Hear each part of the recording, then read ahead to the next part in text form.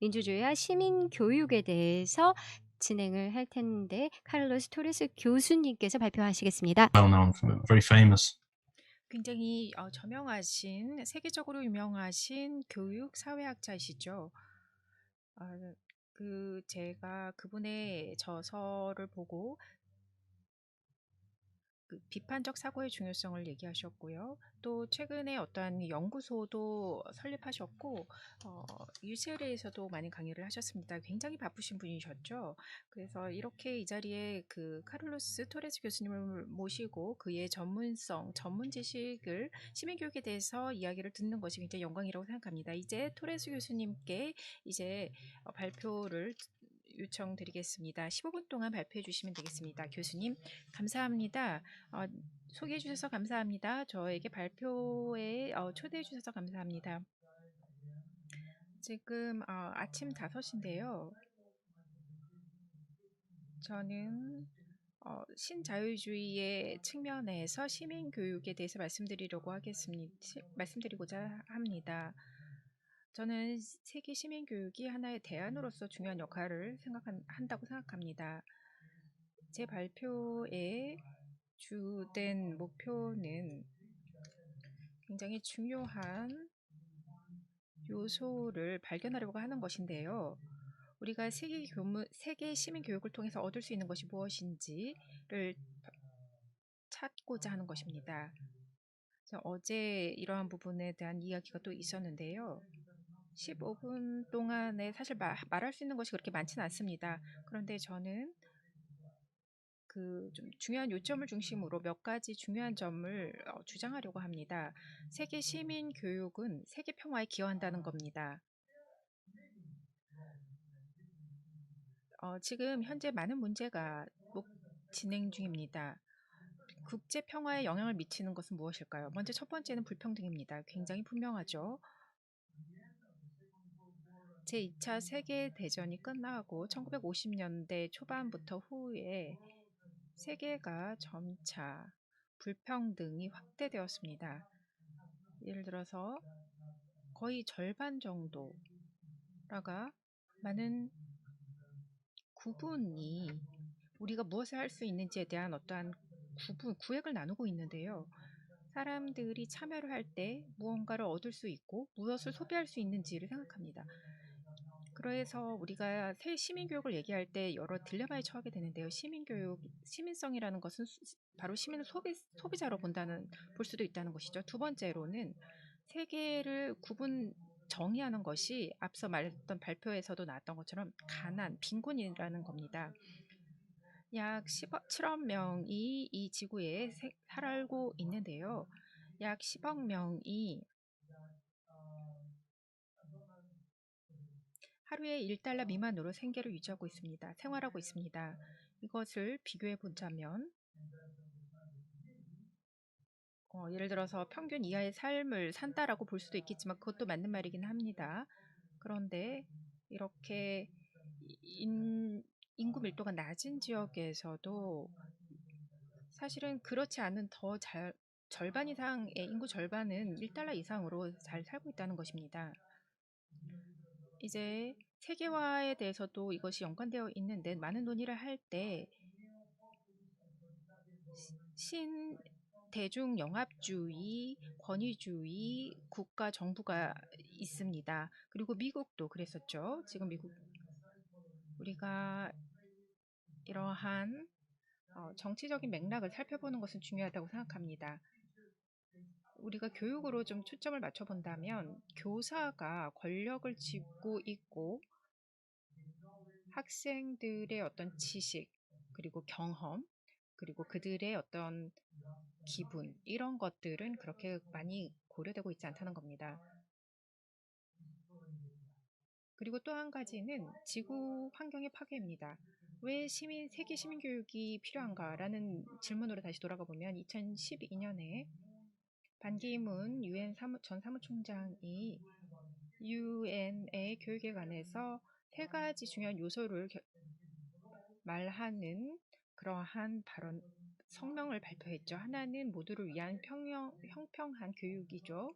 그리고 또 이러한 유엔의 발표온 세계 시민교육의 어떠한 기반이 되었죠. 그래서 지금까지 우리가 시민교육을 진행해 오고 논의해 오고 있는 것입니다. 지금 세계 시민교육을 이러한 어떠한 우리의 사회 문제를 해결하는 하나의 개입이라고 볼 수 있다고 생각합니다. 세계 시민교육을 이행하는 주체의식이 있어야 하는 것도 굉장히 중요합니다. 우리는 서로 상호 의존성이 강화되는 시대를 살고 있습니다. 지금 세계화가 전 지구에서 진행되고 있습니다. 또한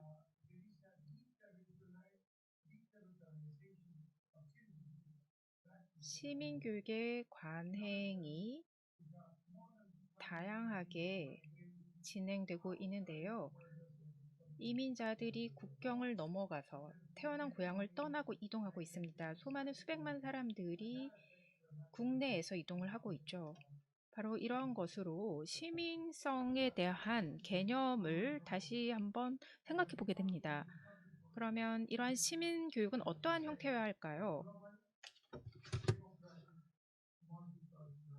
시민 교육이라는 것은 다문화성이 포함되는 교육이어야 한다고 생각합니다. 이러한 시민 교육은 글로벌 피스와 를 진작한다고 생각합니다. 그리고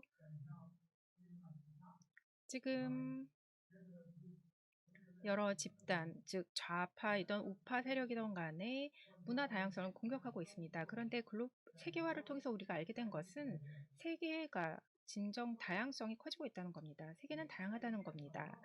그래서 세계 민주주의 시민교육이라는 것은 우리가 시민성을 진작하는 데 있어서 굉장히 핵심 개념이 됩니다.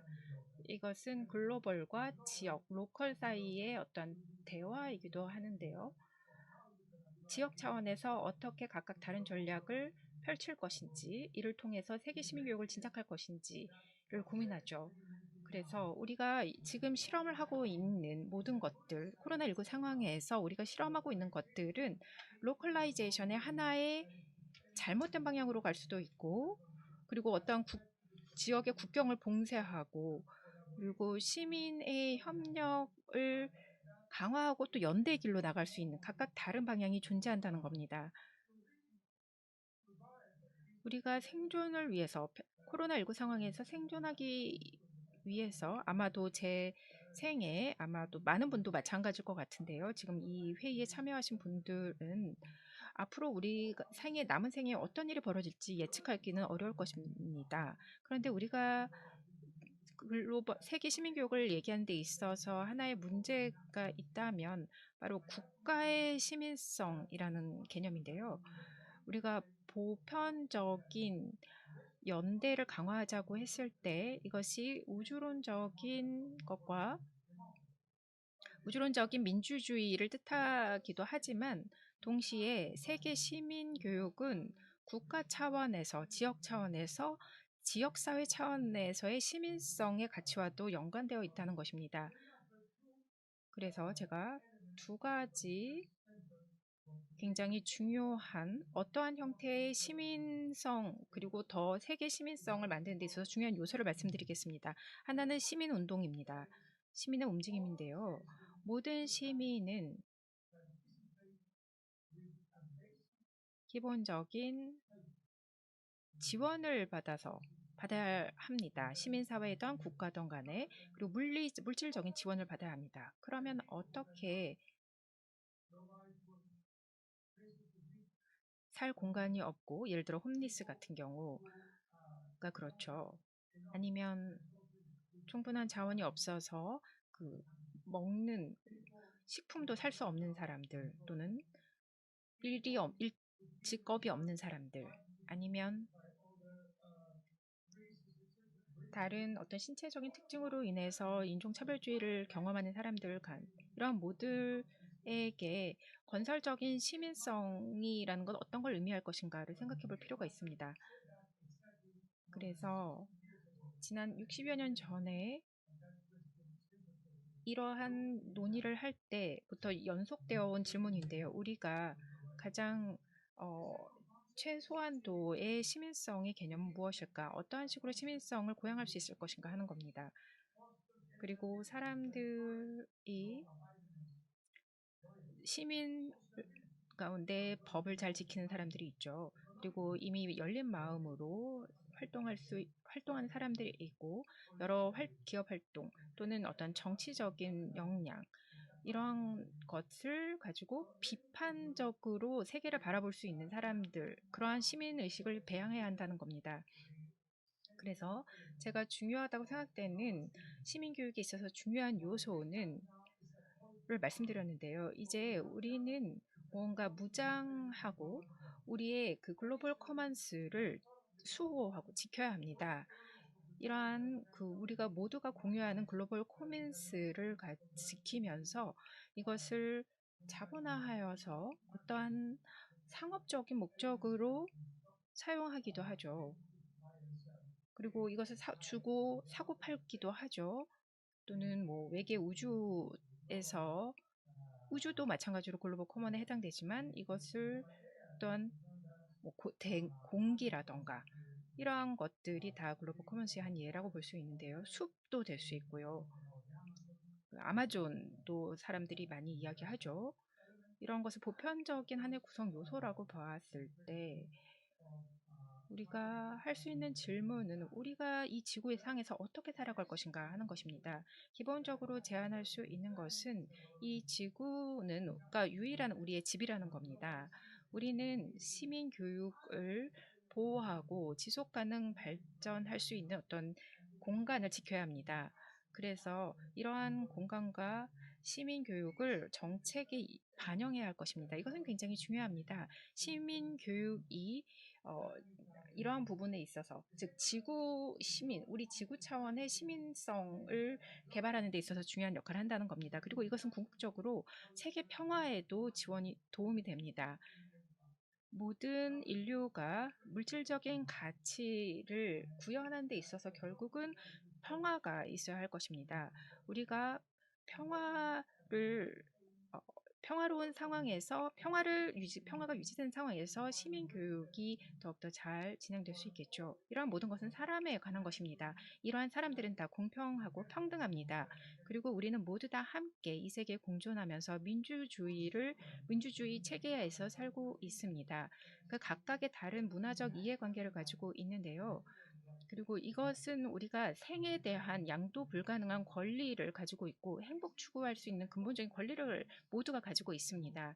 몇 년 전에 제가 스스로 이런 질문을 했었습니다. 왜 행복을 추구할까요? 왜냐하면 우리는 기본적으로 행복을 추구하는 존재입니다. 그 가운데 이 행복을 어떤 경제로 결국 전환하게 되고요.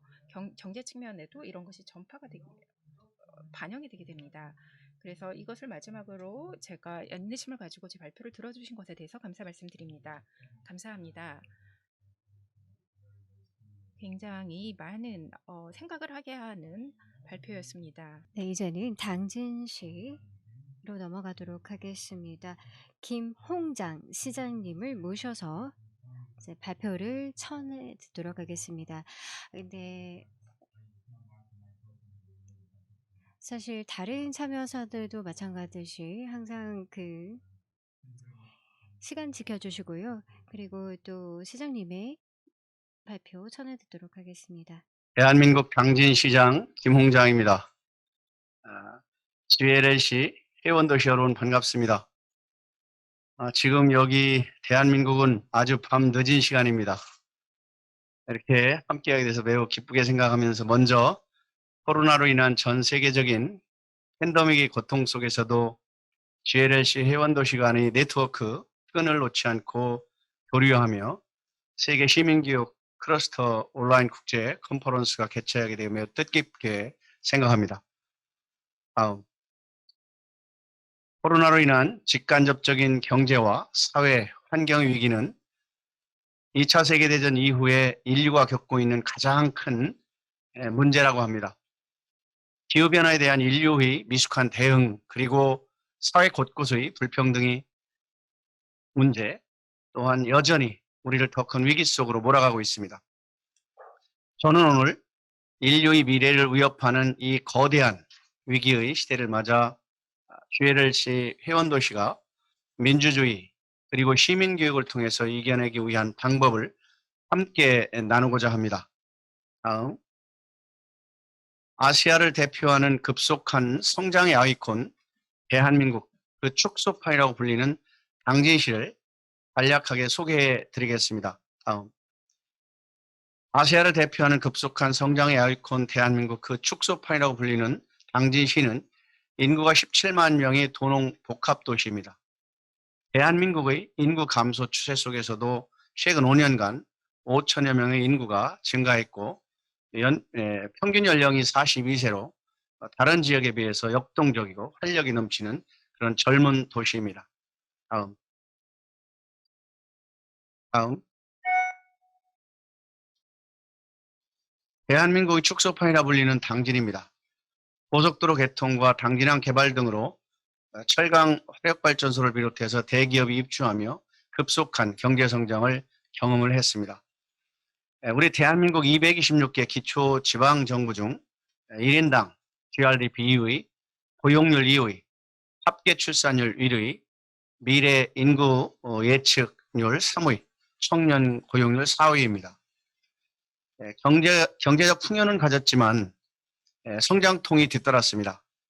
경제 논리에 따른 무분별한 개발로 자연환경이 훼손되었고 정주 여건 악화와 부의 불평등 같은 삶의 질 문제가 나타났습니다. 경제성장은 환경오염과 주민 간의 갈등을 일으키면서 사회적 대립과 삶의 질 저하라는 큰 숙제를 우리에게 안겨주었습니다. 당진시는 깊은 성찰과 함께 대전환이 필요한 그런 상황이었습니다. 당진시는 산업발전과 경제이익 추구를 위해서 역사적 문화를 해친 과거의 사회 갈등을 해결하기 위해 시민권을 변화시키는 혁신이 필요했습니다.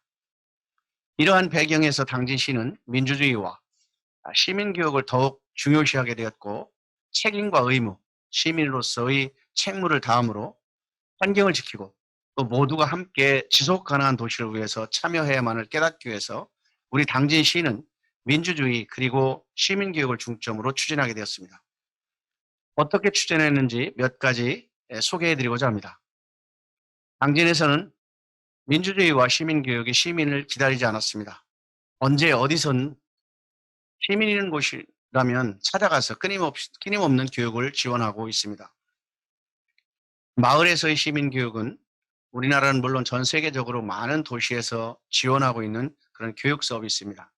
우리 당진시에서의 민주주의 시민교육의 특이점은 당진의 역사 문화에서 찾는 시민교육이라는 차이가 있습니다. 당진시는 동북아시아 교류의 중심, 역사 문화, 유네스코 세계인물인 김대건 신부 탄생 지역입니다. 또한 대한민국의 독립운동 등 역사적으로 민주주의와 시민교육의 깊은 뿌리를 가지고 있는 그러한 도시이기도 합니다. 당진시의 이러한 자산은 오늘날 시민에게 민주주의 시민교육으로 지원되고 있습니다. 민주주의 시민교육은 성인 학습자와 또는 한국인만을 위한 교육이 아닙니다. 당진에 살고 있는 모든 사람들이 시민교육을 받을 수 있습니다. 외국인 노동자들과 또 어린이들도 함께 할 수 있습니다. 외국인 노동자들은 야간 또는 주말에 민주주의에 관한 시민교육을 받고 각자의 문화와 자국의 민주주의에 대해서 함께 이야기하고 논의도 합니다. 어린아이들 또한 준법 정신과 다문화 또 시민참여 등에 관해서 쉽고 재미있게 민주주의 시민교육을 어려서부터 자연스럽게 학습하고 있습니다. 민주주의와 시민교육 과연 어디서 이루어지겠습니까? 당진에는 5일마다 장이 열리는데요. 전통시장이 있습니다. 생필품과 식료품을 사기 위해서 모이는 이곳은 도심의 주민뿐만 아니라 시골 지역의 사람들이 모이는 그러한 장소입니다. 그래서 우리는 이곳에서 교육의 장소를 만들어냈습니다. 시민들을 교육을 받기 위해서 다른 장소에 찾아갈 필요가 없습니다. 당진에는 독립운동의 중심지였던 마을이 있습니다. 이곳의 주민들은 마을에서 독립운동에 관한 역사와 민주주의 시민교육을 받고 있습니다. 시민교육은 강의실이 아닌 생활 곳곳에서 이루어지고 있습니다. 지역의 커피숍에서도 이루어지고 또 미술관이나 작은 도서관 그리고 주민센터 같은 곳에도 이루어집니다. 민주주의와 시민교육이 왜 필요하겠습니까? 앞서 배경에서도 소개해드렸지만 저는 이것이 주권자가 진정한 주인이 되는 자치 민주주의 성숙을 위해서 매우 중요하다고 생각합니다. 이러한 교육이 당진의 핵심 정책의 성장 동력이 되어가고 있는데요. 마지막으로 그 사례를 소개해드리고자 합니다. 당진에는 민주주의와 시민교육을 바탕으로 하는 핵심 정책 두 가지가 있습니다. 바로 지속가능 발전 정책과 주민자치 정책입니다. 여러분도 잘 아시다시피 지난 2015년 유엔은 지속가능 목표를 발표한 바 있습니다. 저는 환경오염과 사회적 갈등에 몸살을 앓고 있던 우리 당진에 꼭 필요한 정책이라고 판단하였고, 우리 대한민국 정부의 지속가능 발전 목표 수립보다 1년 앞서서 2017년 당진형 지속가능 발전 목표를 수립하였습니다. 당진시는 지속가능 발전 목표를 수립하고 이행 계획을 세우며 주민들의 지역 거버넌스를 통한 시민교육이 활성화되기 시작했습니다. 또한 시민교육은 지속가능 발전에 관한 인식을 개선했고 시민학교에서도 자연스럽게 논의되며 활발한 지역민의 참여가 증가하였습니다. 두 번째 정책은 민주주의 근간으로 하는 당진형 주민자치입니다. 민주주의와 시민교육은 공동체의식 회복을 통해서 주민 스스로 고민하고 풀어낼 수 있는 사회, 그리고 주권자인 시민이 주인의식을 갖고 지역에 크게 또 크고 작은 현안을 소통하면서 함께하는 사회를 만들어가는 양분이 되었습니다. 민주주의를 기반으로 한 주민자치는 14개 읍면동 주민총회로 약 2,500여 명의 주민들이 참여하고 65개의 마을 사업에서 성과를 이루었습니다. 이제 당진의 진정한 주인은 시민으로서 당진형 주민자치를 기반으로 국민 주권 원리를 명실상부하게 구현하기 위한 길을 걸어가고 있습니다.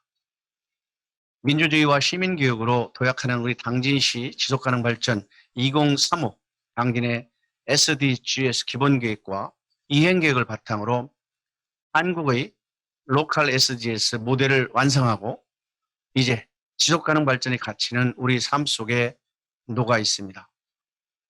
당진은 민주주의와 시민교육으로 GLLC 회원도시들과 함께 파트너로서 지속가능한 사회를 위해 함께 해 나가겠습니다. 감사합니다. 네, 대단히 감사합니다. 굉장히 유익한 그런 얘기를 해주셨습니다. 대단히 감사합니다. 네, 지금 하나 질문이고, 그리고 또 아직 한 분의 발표자께서 발표를 하셔야 되는데요. 자, 그러면 필리핀님 다 준비를 하시는 동안 이제 카를로스님께 조주님께서 질문을 주셨는데요. 지금 국경의 버추얼 적용에 대해서 말씀하셨었는데요. 그리고 시민 민주주의에 대해서 말씀을 하셨습니다. 그러면 유럽 같은 경우에 이러한 미디어가 그 보편적 우주 시민 의식에 대해서 많은 제약을 받고 있습니다. 여기에 대해서 어떻게 생각하시는지 의견 듣고 싶습니다. 감사합니다. 질문해 주셔서 감사합니다. 맞습니다. 우리는 디지털 문화가 우리의 사적인 영역을 침해하고 또한 공적인 삶도 침해하고 있습니다. 그러한 상황에서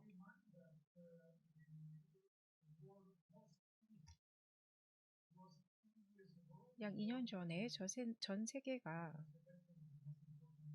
굉장히 유명한 포스트루스라는 영어의 단어가 사전에 등재되었는데요. 이것은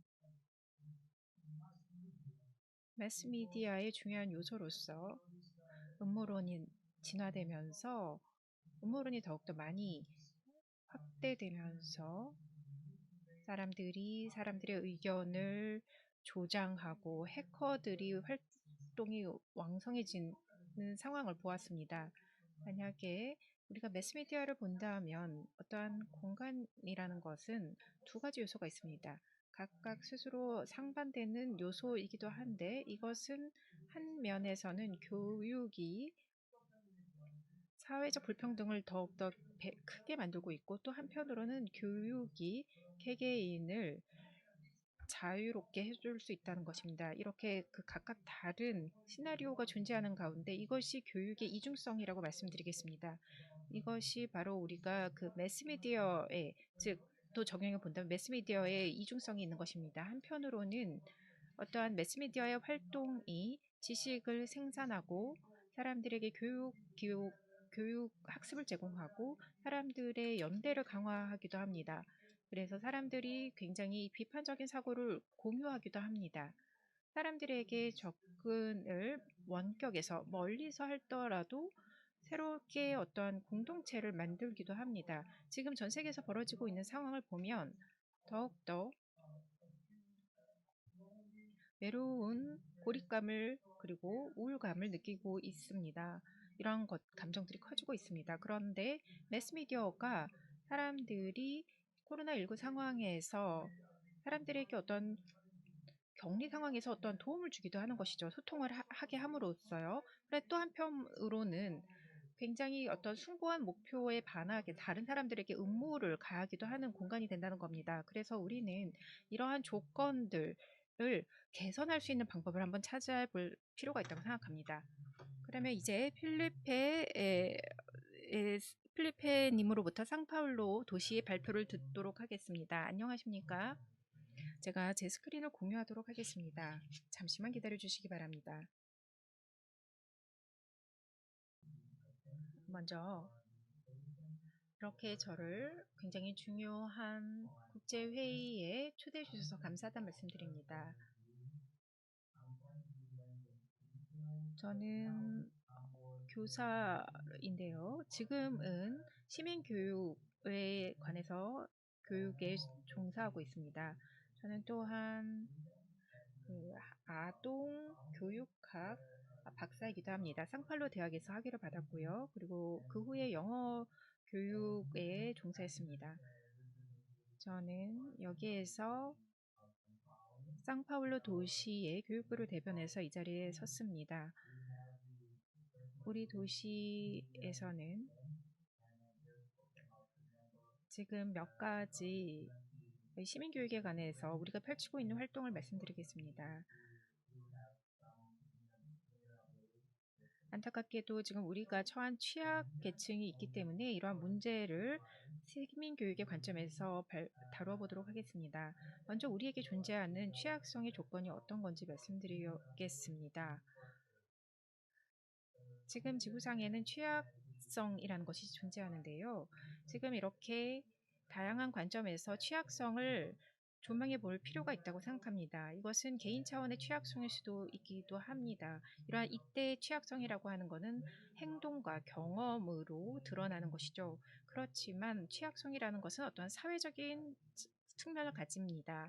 이것은 사회가 어떻게 구조화되어 있고 그리고 관계라는 것이 각각 다른 그룹과 다른 컨텍스트에서 어떻게 만들어지는가에 연관되어 있기 때문입니다. 그래서 지금 국가가 이러한 개개인의 특수 니즈에 대해서 어떻게 대응하는지 또 사회적 그룹에 어떻게 대응하는지 이것을 휴면 인권과 시민권의 차원에서 어떻게 대응하는지를 취약성을 관련해서 취약성을 살펴볼 필요가 있습니다. 취약성을 이해하는 것은 이러한 맥락을 다 파악해야 하는데요. 특히 교육의 취약성은 무엇일까요? 제가 한 문서를 보았는데 여기에서 우리 교육계에 종사하는 사람으로서 교육의 취약성이라는 것에 대해서 잘 짚어냈는데요. 저는 이 몇 가지 우리가 교육계에서 사용하는 교육 취약성이라는 것을 말씀드리겠습니다. 상파울로에서 우리는 이 교육 취약성이라는 것이 일련의 상황으로서 우리가 아기의 학습 또는 아동, 그리고 성인 청소년기 학생들이 배울 수 있는 조건을 약화시키고 개입하고 못하게 하는 그러한 상황이라고 생각합니다. 특히 브라질의 경우에 공공교육이 진행되는데 많은 학생들이 이러한 교육권을 침해받고 있고 대학도 마찬가지입니다. 그러면 이렇게 교육의 취약성에 대해서 이해를 하고 난다면 이제는 저는 몇 가지 질문을 제기해 보도록 하겠습니다. 무엇이 우리 학생들을 취약하게 만드는지, 그리고 그동안 우리가 상파울로에서 이러한 교육의 취약성을 맞서 싸우기 위해 어떤 노력을 했는지가 바로 그 질문입니다. 그래서 여기에 우리가 상파울로에서 취했던 행동을 이 교육 취약성과 관련해서 설명드리고자 정리해 보았습니다. 그래서 먼저 말씀드리고 싶은 것은 물리적, 방법론적, 교육학적인 정서, 사회적 측면에서의 취약성입니다. 상파울로에서 우리는 나빠라는 것을 만들었고 유지하고 있습니다. 이것은 학습 지원과 모니터링 센터입니다. 이 나파는 도시의 13군데에 위치해 있습니다. 이 조직의 목적은 그 교육을 강화해서 이 학생들의 학습권을 보호하는 것입니다. 그리고 학생들이 중요하다고 생각하는 것을 어, 학생들의 의견을 존중해 주고자 하는 이러한 사업 프로그램을 만들었습니다. 이 사업에 종사하는 각각 모든 팀은 그 4가지 전문 분야의 전문 인력으로 구성되어 있습니다. 그래서 그 각 팀마다 코디네이터와 심리학자와 그 심리 교육학 전문가가 참여하고 있습니다.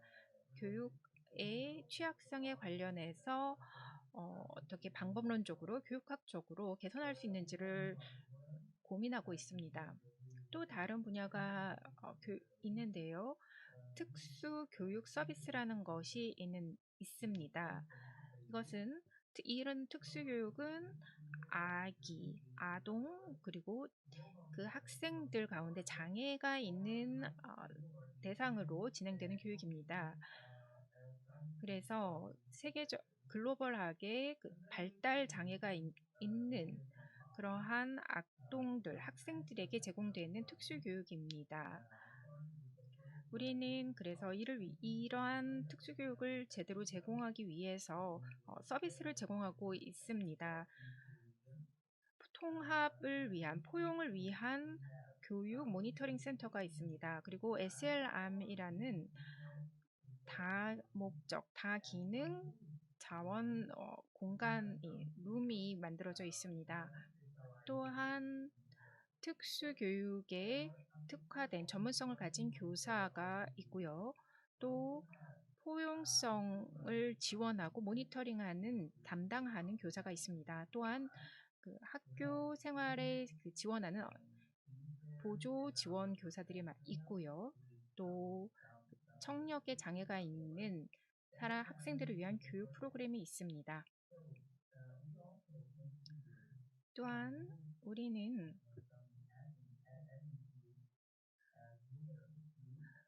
교육 취약 그룹으로 여기고 있는 대상이 있는데요. 바로 선주민입니다. 이들 선주민을 위한 학교 교육이 취약할 수 있는 부분이라고 생각합니다. 그래서 우리는 세시라고 불리는 세계의 선주민 교육 문화센터를 설립했습니다. 그래서 상파울로와 테코와 같은 그 근린 지역 마을에 이러한 센터를 세웠습니다. 그래서 테논테와 포라 같은 곳에 위치한 마을인데요. 이러한 곳에 있는 센터에서 개별적인 학습 절차를 존중하고 이 선주민들이 가진 특수성을 고려한 특수 교육을 제공하려고 하고 있습니다. 아동과 교육자들이 정보와 기술에 접근할 수 있도록 서비스와 장비를 제공하고 있습니다. 또한 교육 취약성 중에 다음과 같은 부분에 연관되어 있는 부분이 있다고 생각하는데 바로 이것은 인종에 관련된 부분입니다. 아프리카계 브라질인과 아프리카 역사에 대해서 교육할 수 있는 프로그램을 마련하기로 했습니다. 이를 통해서 인종차별주의 교육을 진행하고 이를 통해서 흑인과 선주민, 이민자, 난민에 대한 교육이 이루어지도록 했습니다. 상파울로에는 우리가 소위 인종 간에 어떤 공존할 수 있는 센터를 만들었습니다. 그래서 그 기존의 선주민과 라틴 아메리카의 모든 인종이 다 같이 공존할 수 있는 교육 프로그램을 만들었습니다. 또 다른 분야로서 공립학교에서 모든 학생들이 보편적으로 자유롭게 그 학생들이 공립학교의 교육에 접근할 수 있는 것을 보장하는 프로그램을 만들었습니다. 어떤 아동 같은 경우에 교육이 필요하지만 그렇게 제대로 이용하지 못하는 경우가 있는데요. 이런 아동을 위해서 우리는 학교 교복을 제공하기도 합니다. 티셔츠나 양말 같은 것을 넣은 보급품을 제공하기도 하고요. 또한 학교에서 급식 제공하는 프로그램을 운영하고 있습니다. 이것은 세계에서 가장 큰 도시 중의 하나인 상파울로에서 제공되는 학교 급식 프로그램으로서 약 230만 명의 학생에 대해서 이렇게 급식 프로그램을 제공하고 있습니다. 230만 개의 급식을 제공하고 있고 이는 200만 명의 학생이 이를 이용하고 있습니다. 또한 레비 라떼라는 프로그램이 있는데요. 이는 4개월 된 아이부터 6세 아동에게 제공되는 사업입니다. 아기를 포함해 모든 아동이 또한 그 학교 문구류를 제공받습니다. 그리고 마지막으로 굉장히 큰 문제가 있는데요. 이것은 무료로 학교에 통학 서비스를 제공해 주는 것입니다. 통학 서비스를 제공해 주는 프로그램이 있습니다. 그래서 지금 저희 상파울로에 등록된 학교에 다니는 아동들이 어떤 좋은 학교에 다니지 못해서 문제가 생길 수 있기 때문에 이들이 좋은 학교에 다닐 수 있도록 멀어도 다닐 수 있도록 그렇게 무료 교통 서비스를 제공해 주는데요. 집에서부터 2km 내 반경 2km 내에 있는 학교에 그 학생들이 그 학교에 다닐 수 없을 경우에 멀리 떨어진 학교에 꼭 가야 되는 경우에 이렇게 교통 서비스를 제공하고 있습니다. 여기에서 저는 그 다양한 문제와 우리가 이 문제를 해결하기 위한 행동에 대해서 설명드렸습니다. 교육 취약성에 대해서 말씀드렸는데요. 이게 제 이메일이고요. 궁금하신 점이 있으면 연락하시기 바라고 또 상파울로에서 한번 뵙기를 바랍니다. 감사합니다. 감사합니다. 네. 들었듯이 굉장히 많은 다양한 발상들, 아이디어들이 공유가 되었죠. 그리고 또 많은 활동들에 대해서 사례를 들어봤습니다. 자, 이제 좀 시간을 염두에 두고 이제 말씀을 드리자면, 사실 우리가 지금 많은 질문들이 있긴 하지만, 이제 시간이 종료되는 관계로 질문을 다음 세션에 다루기로 하겠습니다. 자, 모두 학습 도시인 라리사 시와 그리고 또 연수구에 감사 말씀드리겠습니다. 그리고 당진시, 성파울로 그리고 또 헤라클레스 감사드리고요. 또한 카를로스 토레스 그리고 또한 알렉시스 코코스 교수님 그리고 또 프레드 마우르츠 몬테레로 그리고 또 펠리페 지 소자 코스타님 그리고 또 김홍장 시장님 정말 감사드립니다. 굉장히 우리가 정말 많은 정보들을 듣고 또 좋은 회의를 이끌어갔습니다. 감사합니다. 우리 모두 박수를 쳐주시길 바라고요. 네, 잘하셨습니다. 네, 감사합니다. 페네관님. 자, 우리는 내일 오늘처럼 동일한 시간에 진행하도록 하겠습니다. 내일 프로그램 잠깐만 알려드리겠습니다. 저희는 우선 시민교육과 관련된 주제를 짓겠습니다. 첫 번째 세션에서는 첫 번째 주제가 시민교육과 디지털 시대이고요. 그 다음에는 주제 두 번째는 시민교육 문화와 지역 전통입니다. 내일 다시 만나 뵙기를 고대하면서 이제 마무리 말씀드리겠습니다. 감사합니다. 감사. Thank you. 네, 감사합니다. 네, 내일 봅시다.